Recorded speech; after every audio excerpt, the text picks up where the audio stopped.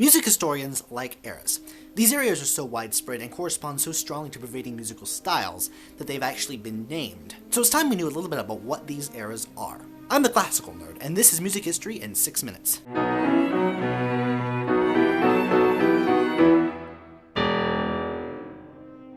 In order to understand what we mean by music history, what we mean is Western music history, which means every going on in the greater European area. Begin in the first era, the Middle Ages, where we meet Gregorian chant, or plain chant. Eventually they realized that this was kind of boring, but the church wasn't cool with a whole lot of complexity. The eventual and inevitable addition of complexity culminated in what we now know as strict 16th century counterpoint. And the 16th century brings us to the Renaissance. Counterpoint was music, and the best composers were the ones that could deliver seamless, overlapping melodies. The influence of the church was still palpable, but composers were given increasing amounts of freedom. More notated music survives from the Renaissance era. Notation settled into the lines and clefs still used today. There are even some early versions of modern instruments, which brings us to the Baroque. Baroque composers were, for the most part, completely opposite the precepts of the Renaissance. With the complex interwoven nature of counterpoint, listeners were having a hard time figuring out what text was being sung.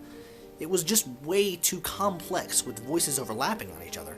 So beginning in 1600, composers put a newfound emphasis on simplicity. Composers took the drama and immediacy of plays and began setting them to music, beginning the phenomenon we know as opera. The first opera house opened in the 1630s, and the craze was on. Outside of the opera house, people wanted good secular music, which really wasn't a viable option up until that point. So courts began hiring their own private orchestras to provide background music for their soirees. Baroque is known for dancing rhythms and ornamentations. In fact, the term Baroque comes from a French word that means misshapen pearl, although there were still some composers who used counterpoint. With the passing of the last great contrapuntal master, J.S. Bach, in 1750, the tide of history swept through again, bringing us to the classical. Simplicity became the name of the game, even more so than in the Baroque. Tuneful melodies and basic accompaniments provided cheerful background music to the courts of the era, through to studious scholars of the present day. Despite what you might hear about a guy called Mozart, the real powerhouse behind the classical era was a man named Franz Joseph Haydn, who codified pretty much every form of the classical era. He's considered the father of the string quartet, the symphony, the concerto, and even the sonata. He single-handedly invented pretty much everything Mozart would go on to perfect. As time passed, composers weren't as bound to their courts, and you start seeing the first real independent composers. Mozart was one of the first composers to really go freelance, followed by Franz Schubert and Ludwig von Beethoven.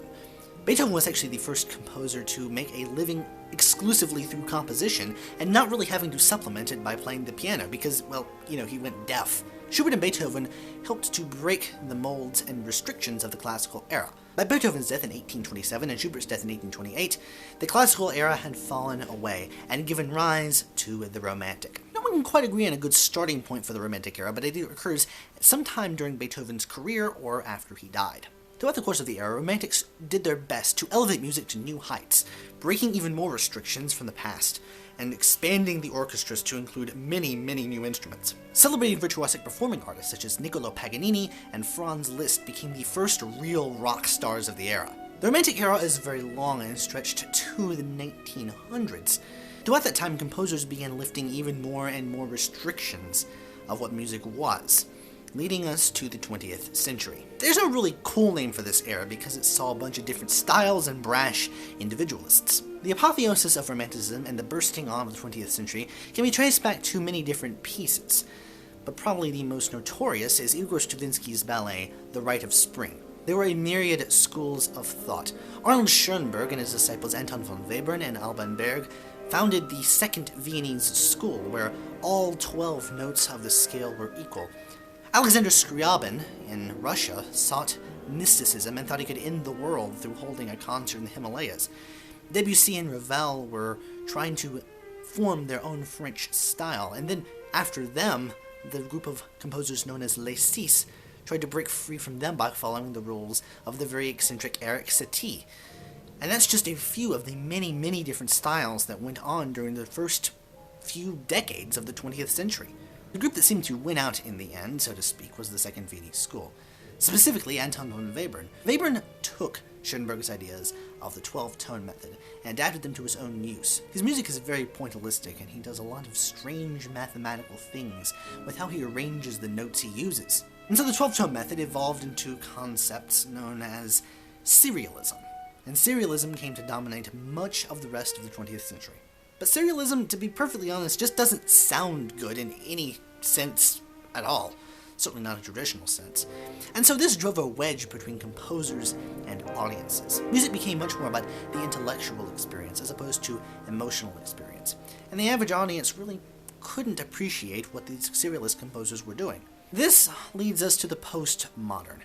Now, music scholars have not really figured out where the 20th century ends and where postmodernism or modernism or post-serialism begins. There's no name for this era either. Personally, I set it somewhere in the mid-1980s with the decline of serialists. As the major composers from that decade to the present day have abandoned the concepts of serialism, many new schools of thought have popped up in its place, from minimalism to new simplicity to new complexity. Classical music once again finds itself at a crossroads. In the future, when we look back on this era, there's no telling what we would consider the major trend of this era. As a composer, I'm one of the few people who gets to shape that history, and I think that's pretty cool.